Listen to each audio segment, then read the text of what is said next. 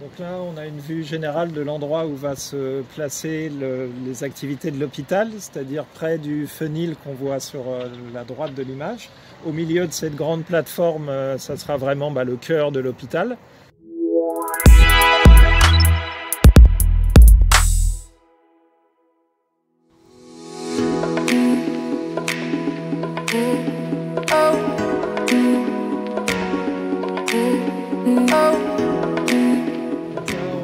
Générale de l'endroit où va se placer les activités de l'hôpital, c'est-à-dire près du fenil qu'on voit sur la droite de l'image.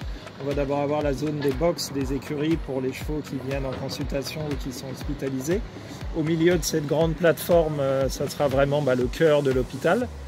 Et vers le bas, on aura l'amphi qui sera l'amphi clinique qui sera sur la partie gauche et les chevaux infectieux qui seront un peu excentrés par rapport à l'hôpital.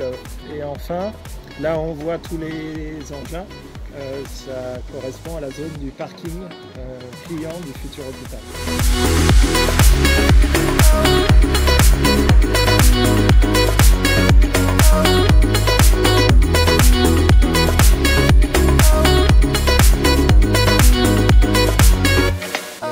Du chantier a été installé, les fluides ont été apportés pour que la vraie construction puisse débuter, et ça a débuté en novembre.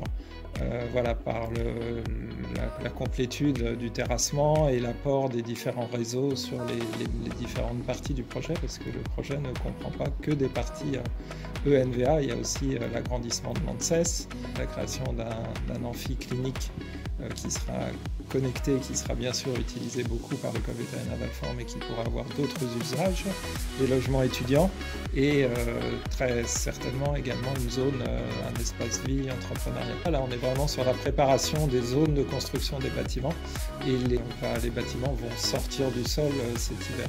Les travaux vont être bien sûr menés en différentes zones. Donc la création de l'hôpital et des logements sont en première ligne pour que l'ensemble des activités d'enseignement et des cliniques qui sont actuellement déroulées sur le site de Maison Alfort puissent se dérouler dès que possible lors de l'ouverture du campus.